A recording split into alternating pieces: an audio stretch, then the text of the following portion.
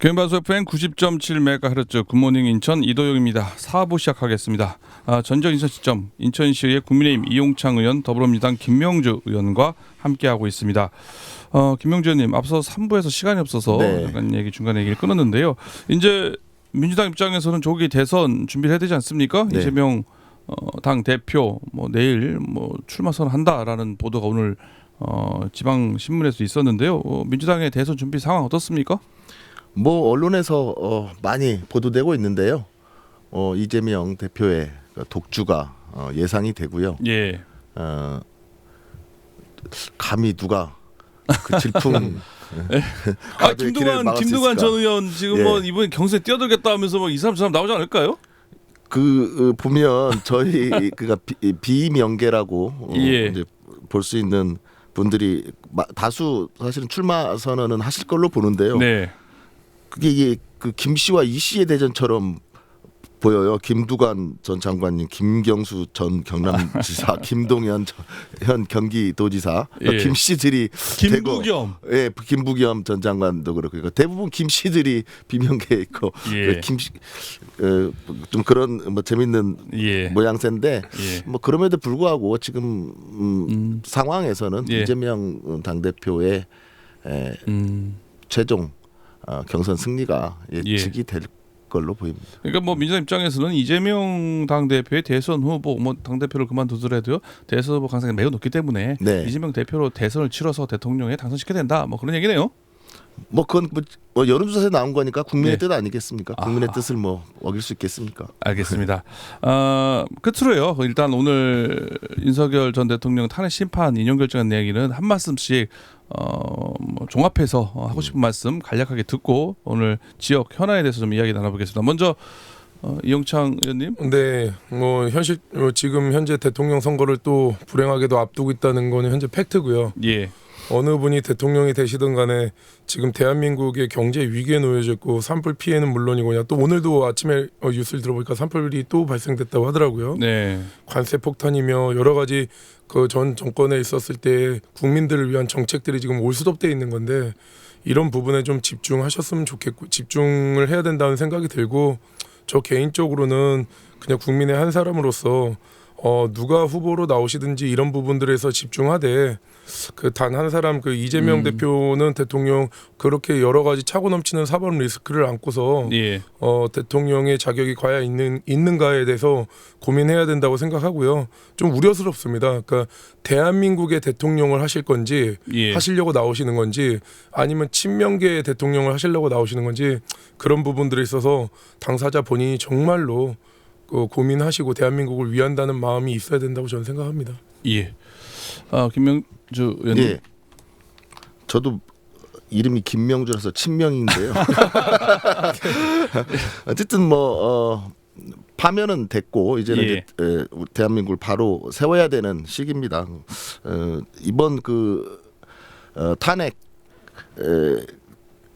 통해서 대한민국이 많이 갈라쳐졌거든요. 그래서 하루빨리 국민 대통합을 이룰 수 있는 대통령이 태어나길 바라고요. 또 이용창 의원님도 말씀하셨지만 매우 먹고 사는 게 어렵습니다. 그래서 경제에 좀 집중해 주셨으면 좋겠고 또 가장 중요한 건 또 다시 찾은 민주주의를 수호하고 또 국민을 존중하는 또 국민을 또 무서워하는 대통령이 필요하다고 생각을 하고요.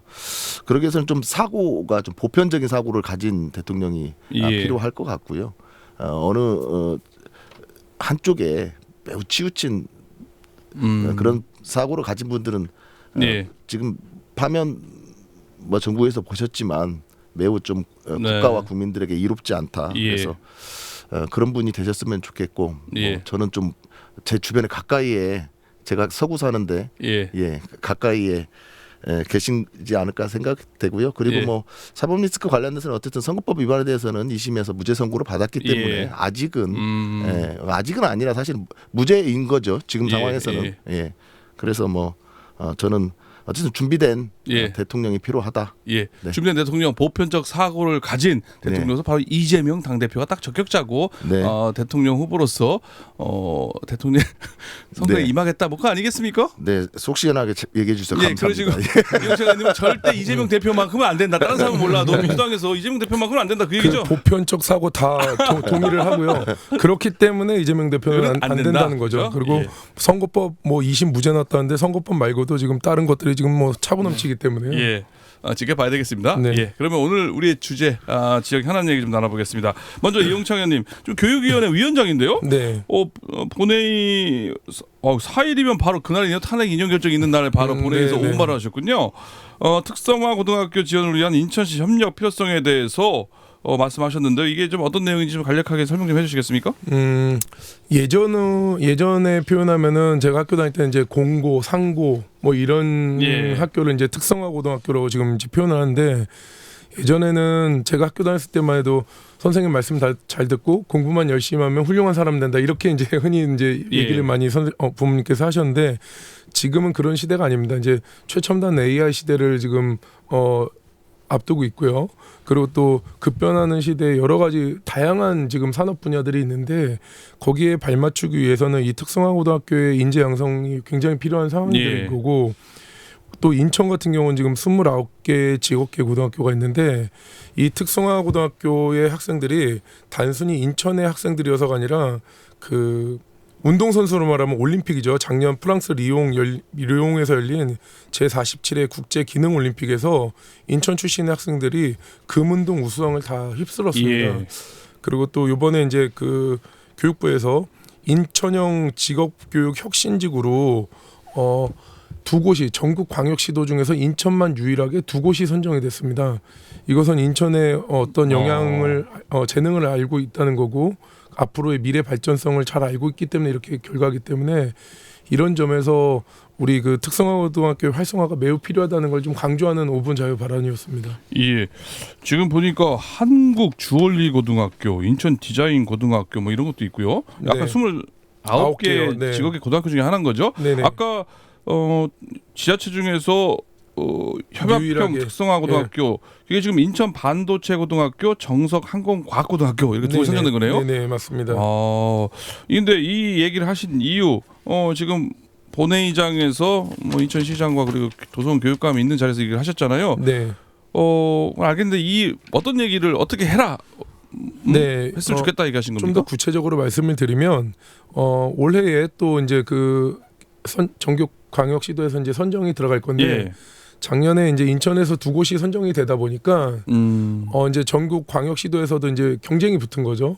예. 근데 이것이 교육청에서만 나서야 될 문제가 아니라 예를 들면 지금 우리 인천에서는 이번에 영종 국제물류고등학교와 인천 바이오고등학교를 신청했습니다. 예. 올해도 이제 두 곳을 신청했는데 뭐 인천이 물류와 바이오 지금 굉장히 추진력 있게 지금 진행되고 있는 사업들 중에 하나고 예. 앞으로 미래지향적으로도 매우 중요하다고 생각이 드는데 이것을 그냥 아이들이 학교에서 교육시키게끔 교육청의 몫으로만 남겨두면 발전 가능성이 없고 인천시도 예. 인천에 있는 그런 바이오 물류에 관련된 기업들과 같이 협약 내지는 관심을 갖고 지원해주고 후원해주고 한다고 하면 이 아이들이 좀 더 본인의 미래에 대해서 자존감과 자신감이 넘치고 또 미래의 밝은 미래에 대해서 또 열정을 갖고 얼마든지 또 앞으로 진취적으로 예. 나갈 수 있기 때문에 이런 부분에 있어서 인천시도 같이 인천시뿐만 아니라 군구청도 같이 협력해달라는 그런 말씀이었습니다. 그러니까는 이 문제를 시교육청에서만 하는 게 아니라 인천시 그리고 각군 지자체에서도 지원을 통해서 협력을 통해서 맞습니다. 지역계 고등학교를 활성화시켜야 되고 발전시켜야 된다라는 얘기인데요. 뭐 관련해서 꼭 하고 싶은 말씀 더 있으십니까? 네, 올해에도 지금 좀 전에 말씀드린 것처럼 영종 국제물류고등학교와 인천 바이오과학고등학교를 이제 두 학교를 선정 신청을 했는데요. 네. 이런 부분에 있어서 우리가 그냥 단순히 5분 자유 발언이나 뭐 그냥 형식적으로 필요하죠. 아이들 교육 필요하죠. 이런 걸로 그칠 게 아니라 진짜 실효성 있게 하려면 인천시가 정말로 이런 바이오와 물류에 관련된 기업들과 교육청과 같이 매칭해가지고 예. 이 아이들이 좀 더 폭넓게 교육받을 수 있는 여건들을 마련해 주는 것이 진짜 우리 어른들이 또 우리 행정이 또 정치가 해야 될 예. 역할이라고 생각이 듭니다. 뭐 또 교육위원장으로서 상임위에서 또 관심 있게 이 문제에 대해서도 네, 계속해서 하셔야 되겠네요. 예, 그죠? 오늘도 이 방송이 끝나고 나면 예. 그 인천에서 지금 뭐가 열리고 있냐면 기능 대회가 열리고 있습니다. 그냥 예. 올림픽으로 말하면 전 세계에는 올림픽, 그리고 대한민국에서는 전국체전, 인천에서는 인천 대회가 열리듯이 예. 오늘 인천의 기능 대회 이 아이들이 예. 하는 기능 대회가 지금 펼쳐지고 있는데요. 제가 이 방송이 끝나면 오늘 거기 가서 또 학생들 격려할 예정인데요. 예. 이런 것들에 좀 관심을 가질 필요가 있는 거죠. 그 학생들이 뭐 전국 대회 그리고 더 나가서는 올림픽에 나가서 기능 올림픽까지 나가서 하게 되는 거죠. 출전할 수 있는 거죠. 예. 예, 알겠습니다. 지금 앞서 오늘 직업계 고등학교 활성화 방안에 대해서 이용창 의원님과 위원장님과 얘기 나눠봤고요. 다음은 김영주 의원님. 네. 또 지역구 현안이죠 이거. 검단 신도시 의료 복합용지 분할 매각 관련 시정 질문을 하셨는데요. 네. 뭐 어떤 내용이고 뭐 이종보 시장의 답변 어땠습니까? 우선 이제 의료 복합 용지 분할 매각하는 예. 것을 이제 주민들도 반대하시고 뭐 저도 반대 입장인데요. 전에 막 그 주제로도 다뤘었는데 예, 그 그랬었죠. 북부권 문화예술회관 관련해서 그 용역을 했었거든요. 그때 그 용역 내용을 보면 이 의료 복합 용지가 북부권 문화예술회관 부지로 적합하다라는 예. 결과가 있어요. 그런데 이거 완전히 무시하고 각 군구별로 예. 별도의 구립으로 신설하라 이렇게 결론을 냈던 부분인데 이 부지를 전체 이제 15,000평 가량 되는데 그 3분의 1만 쪼개가지고 분할 매각을 한다는 것이죠. 그런데 지금까지 그 시민들은 전부 다 검단 신도시 분양을 받은 시민들은 이게 그 상급병원, 대학병원급의 병원이 들어오는 것으로 다 알고 분양을 받았는데 예. 이제 와서 이제 3분의 1 부지에 해당하는 것만 병원을 짓다 보니까 병원이 이제 크지 않는 거죠. 그래서 이거를 이제 어쨌든 인천도시공사에서 입찰을 했는데 네. 3명이 입찰이 참가했다고 이렇게 들었습니다. 그러니까 알고 보니까 이 3명이 전부 다 특수 관계인, 그러니까 한 명인 거죠 결론은. 예. 근데 이게 문제가 뭐냐면 매각 방식이 이게 뭐 최고가 입찰이라든가 이런 입찰이 아니고 추첨자입니다. 추첨제. 그러니까 가격은 예. 가격은 정해져 있고 3명이 입찰했으니까 3명에서 추첨을 하는 건데 3명이 특수관계이니까 결국은 한 명이 들어온 거나 똑같은 거죠. 그러니까 예. 차라리 혼자 들어왔으면 인정을 하겠는데 이거 어쨌든 도덕적으로 문제가 있는 입찰 아니냐. 그리고 시민들하고 협의도 되지 않았고 애당초 계획 변경에 대해서 시민들의 동의가 없었으니 예. 입찰을 취소해야 된다. 매각 절차를 중지시켜야 된다라는 주장을 한 거죠. 원래 그 부지가 북부권 문화예술회관 적합지였었습니까? 예, 그 용역에서는 거기가 적합하다라고 돼 있는 거죠. 그런데 그거 다 무시한 거고요, 인천시. 그러다 보니까는 뭐 김명주 의원님 입장에서는 상당히 말이 안 된다 이거, 그죠? 여러 가지로 볼 때 북부 문예회관도 그렇고 이게 복합 용지 분할 매각하는 것도 그렇고 문제가 많다라고 지적하신 거잖아요. 예, 그럼에도 이제 유정복 시장님은 법적으로 문제 없으니까 계약 절차를 진행하겠다라는 말씀을 하시더라고요. 그래서 예. 도대체 유정복 시장님은 그렇다면 이 북부권에 뭘 해주고 있냐 이거죠. 그러니까 되는 게 하나도 없다는 거죠. 그날 네. 우리 그 청라 지역에 정종혁 시의원이 예. 자유발언을 했는데 100점 100패 아니었습니까? 되는 게 하나도 없다. 그러니까 그 얘기했었죠. 말로는 유정복 시장이 서구와의 관계, 뭐 또 부친 선친의 묘소가 또 검단에 있고 그래서 뭐 많은 애정을 가지고 있다라고 말씀을 하시는데 실제 결과는 전혀 그렇지 않다. 예. 저도 쉬면서 봤는데요. 그런 정정영 의원의 그 질문에 대해서 시민들이 오해하실 것 같다고 하시면서 일일이 다 하나하나 설명을 하면서 반박을 했다. 그건 아니다라고 얘기를 했다고 언론에 나왔더라고요. 그럼 정종혁 의원이 거짓말을 했으면 그 법적 책임을 물으면 되겠죠. 근데 실제로 뭐 저희 시의원들이 일부러 그렇게 거짓말을 하지 않지 않습니까? 어쨌거나 그렇게 시정 질문을 했는데 이종보 시장은 문제 없다. 법적으로 괜찮다. 그냥 진행하겠다. 그럼 앞으로 어떻게 되는 겁니까? 그냥 이대로 가는 겁니까? 결사적으로 막아야겠죠. 저희는 어쨌든 모든 방법과 수단을 동원해서 그리고 시민들의 힘을 모아서 그 저항을 할 겁니다. 예, 검단 신도시 의료 복합용지 분할 매각 관련된 시정 질문 관련 얘기인데요. 뭐 의원님 뭐 끝으로 그 관련돼서 이 말씀은 꼭 하셔야 되겠다 싶은 내용 뭘까 있을까요? 또 다시 말씀드리는데 그 유정부 시장님 말씀으로만 검단에 대한 애정, 서북부권에 대한 애정 말씀하시지 마시고요. 결과로 좀 보여주셨으면 좋겠다는 것이고요. 그리고 인천시의 어떤 시정 정책 부분에 대해서 왜 시민들하고 소통하지 않고 시민들과의 합의를 하지 않는지 모르겠습니다. 더군다나 대권을 준비하시는 분께서 반장도 제대로 못하시는 분이 무슨 학생회장을 하시겠다고 하는 건지 모르겠습니다. 우선 반장 역할 충실히 먼저 하셨으면 좋겠고요. 내년 지방선거에서 그리고 이번에 조기 대선에서 분명 시민들의 심판이 있을 겁니다. 좀 더 지금 하셔야 될 일에 좀 집중해 주시고 결과를 좀 만들어 주셨으면 좋겠습니다. 알겠습니다. 이용찬 의원님 뭐 하실 말씀 있으세요? 요거에 대해서? 제가 뭐 김명주 의원님 지역구라서 제가 또 하실 말씀 없으세요? 알겠습니다. 그러면은 마지막 주제 오늘 지금 인천시의회가 도덕적으로 좀 문제가 많다라는 지적이 많이 나오고 있습니다. 신종식 의원의 연이은 2달 사이 음주운전으로 인천시의 사상 최초로 윤리특위가 가동해서 징계 출석정지 30일이라는 징계처분을 받았고요. 또 조현영 의원 지금 뭐 제명됐죠? 시당에서 제명이 됐고요. 신충식 의원은 자진 탈당해서 무소속인 상황인데 전자칠판 관련해 가지고 또 현직 시의원 2명이 동시에 구속되는 초유의 일이 발생을 했습니다. 게다가 허식 의원이 본회의장에서 발언한 내용들 인천시에 이거 좀 무지하게 도덕적으로 좀 문제가 많은 거 아니냐 이런 지적이 나오고 있는데요. 이거 어떻게 그러니까 인천시의 의원으로서 어떤지 좀 한 말씀 좀 들어볼까요? 먼저 김명주. 네, 우선 이번 그 본회의에서 의장이 그에 대한 사과를 했고요. 교감도 송구스럽다는 표명이 있었는데요. 연이은 부적절한 행동으로 시민들께 걱정을 끼쳐드린 점은 동료로서 시민들께 죄송하다는 말씀을 먼저 드려야 될 것 같고요. 다시는 이런 일이 좀 있어서는 안 된다는 마음의 다짐을 해봅니다. 제가 이 사건 이후로 윤리특위 검토를 하면서 과거의 사례를 찾아봤어요. 근데 과거의 사례에서 전부 다 이런 비리에 연루되고 문제된 분들이 대부분 우리 보수 당 소속이다. 대부분이 아니라 전부더라고요. 그리고 음주운전도 연속 2회 더군다나 또 거기에 입찰 비리까지 이렇게 얼룩져 있는 이런 상황인데요. 그런데 이런 상황에서도 좀 특정 극우 언론사 입장을 두둔하는 발언이 좀 이어지고 있고 또 그 극우 언론사에 지원금을 더 줘야 된다 하는 이런 주장을 하는 의원님들이 몇몇 계십니다. 그날 본회의에서 잠깐 그것들이 또 발언이 있었고요.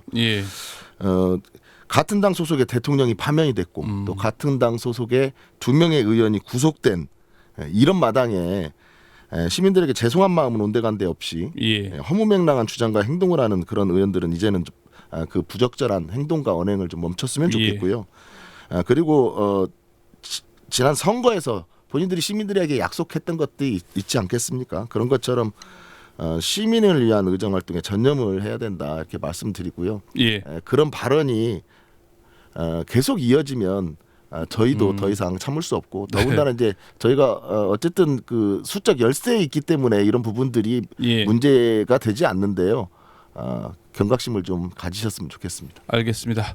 이용찬 의원님. 네, 저 역시도 인천시의 제9대 시의원으로서 시민들께 자꾸 실망감을 주는 것에 대해서 진짜 죄송하다는 말씀 먼저 드리고 싶고요. 그리고 제가 언론과 인터뷰에서도 저한테 이제 질문을 하는데 전자칠판 관련돼 가지고 이런 비리가 발생된 거에 대해서 좀 더 강화해야 되지 않냐 이런 말씀을 하시길래 제가 그 얘기를 했습니다. 그러니까 시교육 어제 교육청 담당자도 만났는데 올해 전자칠판 예산을 다 아예 제로로 했다고 하는 거예요. 절대 그렇게 하면 안 된다. 그냥 이게 개인의 어떤 도덕적인 문제인 거지 자칫 이것이 전자칠판을 교육 현장에서 사용하는 학교가 전자칠판 자체가 불법적으로 비춰지면 안 되는 거다. 필요한 학교에 적극적으로 그걸 지원하고 아이들이 그걸 교육하게 활용하게끔 만들어야지 별개의 비리 사건이 발생됐다고 해서 이게 나쁜 것처럼 매도돼서는 안 된다. 이런 얘기를 말씀을 드렸는데 이건 법을 강화하고 이런 거보다도 살인 강도죄가 없어서 살인 강도가 발생되는 게 아니잖아요. 그래서 행정적인 절차나 이런 부분에서 좀 더 신중을 기해야 되는 거겠지만 도덕적인 부분에서 좀 더 개인들이 공직자들이 그런 예. 거에 강화해야 된다고 생각을 하고요. 저부터도 또 현재 교육위원장이니까 이런 일들이 발생된 것 때문에 교육 현장에 지장이 생기지 않게끔 더 신중을 기하고 더 잘 챙겨보겠다는 약속의 말씀을 드리겠습니다. 알겠습니다. 오늘 전적 인천 시점 여기까지 듣겠습니다. 두 분 오늘 취해서 고맙습니다. 예, 감사합니다. 감사합니다. 지금까지 인천시의 국민의힘 이용창 의원, 더불어민주당 김명주 의원과 이야기 나눴습니다.